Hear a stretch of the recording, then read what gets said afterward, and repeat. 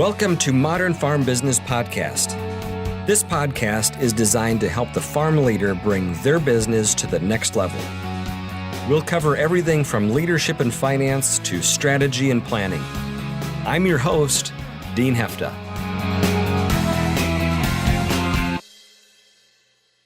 As leaders, there are many hats we end up wearing, depending on the situation that we're in.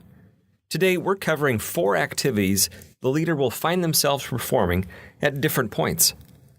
It may seem obvious when we should use each of these, but as we'll cover, they can have their own blind spots and opportunities for misuse that we need to be aware of.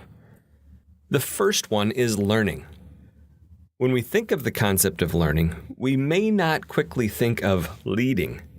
We might think of grade school or college, when what we were tasked with is the life of learning. But learning isn't a stage of life, and too often people think that once college is over, they can shift from just learning to just doing. As many of us remember, though, it's once formal learning is done that the real learning begins. The activity of learning needs to be appropriate and managed well. Here are some principles to consider. First, learning can't be delegated. As leaders, it can be tempting and efficient to have other people on the team go and get good at something. But too often, when we hand off basic understanding to someone else, we end up handicapping our ability for good decision-making later on. How this can play out is the leader can feel held hostage because someone else has the expertise. Or they might feel buffaloed because they don't know enough about an area of their business to know if it's getting done well or not. Now, this doesn't mean that the leader has to be a master of every area. They do, though, need to be a generalist that understands the principles in each of those areas of their business so they can make good decisions and have good understanding. Second principle, which is the flip side of this one, is you don't need to be the expert. It's easy to get caught up in wanting to know more and more before you feel comfortable taking action. But the reality is you typically only need to understand some principles to get started. Once you have some of the basics down, the rest of the learning comes from actually getting in and trying some things. You can study for years on how to rebuild an engine, but eventually you just need to start tearing it apart and making some mistakes. Third principle is fostering learning. Now, usually this gets labeled as teaching, but I'm not convinced that there's such a thing as teaching. You might be able to tell me things and share your experience, but ultimately it is up to me to learn. So as a leader, I need to think less about teaching and more about creating an environment that increases learning and looking for team members that are curious. When something doesn't go the way we expect it to, I can foster learning by asking questions that get the team thinking. When there's a decision at hand, I could choose to bring it up to the team and work with them on it. By exposing people to different situations, asking thoughtful questions, and involving people in the process, the odds of learning goes up. Here's a second activity that we'll call knowing. Now, we're talking about activities today, so this isn't the passive knowledge that we've accumulated over time. This is the proactive responsibility that a leader has to stay informed. In fact, let's call it active knowing. Where does it play out in our roles as leaders? Consider this. Have you ever heard of a CEO that apologizes because they just didn't know that their employees were behaving badly? Or a company that didn't realize that their shoes were being made with child labor? Or maybe a movie star that just didn't know their manager wasn't paying their taxes?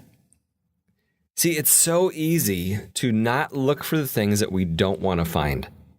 But as leaders, we have the responsibility to take action to know what's going on in our business. We need to check on the building that's getting built. We need to look into our financial study. We need to review our insurance. These things might not be fun, but as leaders, we need to know what's going on in the business. This is different than the static knowing. You can know what should be done. You can know what ought to be done. But what matters most is knowing what is actually happening. This requires setting up some system for you to make sure you have that understanding. Maybe you have to go out on a regular basis and check on things to see what's going on. Maybe you need a system to report to you what's happening. Whatever is best, make sure you are informed, not just knowledgeable. The key question here, when somebody says something about a status or what's happening, the question becomes, how do you know? The third is deciding. We can learn things, we can know things, but as leaders, eventually we need to make sure decisions are getting made. Whether that's by our team or by us, moving the operation forward requires lots of different decisions. This can mean different things in various organizations. On one hand, I heard a CEO say that his goal is to only make about 5 decisions during the year. These are big, strategic, well-thought-out decisions that are really going to have an impact on the firm. This particular leader wanted to make sure the people throughout the company were making a majority of the day-to-day decisions rather than continually bringing them to his desk. On the other side of this, leaders are deeply involved in every decision in the business.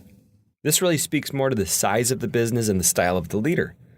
It also relates to what the business can become. If the business isn't going to get much bigger, it's fine for the person to be in charge, to be that tactically involved. But eventually, if growth is the goal, a decision has to be made to hand off responsibility, or the leader then becomes the bottleneck to future growth. When we're making decisions, remember to first be clear about your goal or the thing that you really want.